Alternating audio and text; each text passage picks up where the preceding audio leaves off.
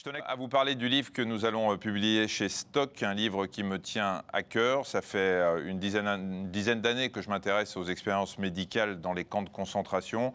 Et c'est le thème d'Hippocrate aux enfers.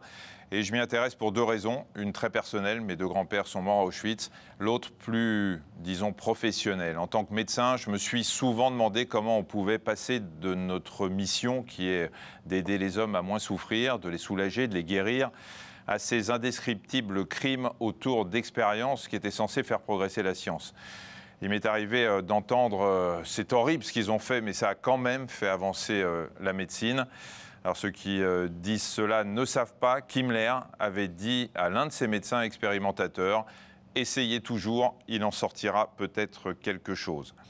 Alors je me suis penché sur quelques-uns de ces tortionnaires, j'ai essayé de comprendre qui ils étaient, comment ils avaient basculé dans l'horreur.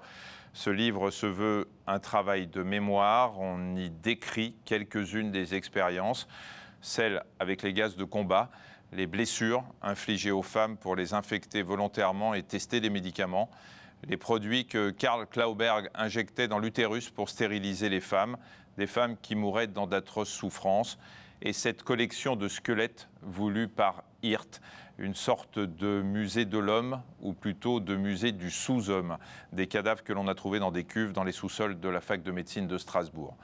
Nous parlerons de ces médecins qui n'étaient pas tous des ratés, à qui on aurait un jour donné la possibilité de devenir quelqu'un. Non, ils étaient souvent compétents, parfois rigoureux, et surtout soutenus par ceux que l'on appelle les pontes, des sommités médicales mondialement reconnues.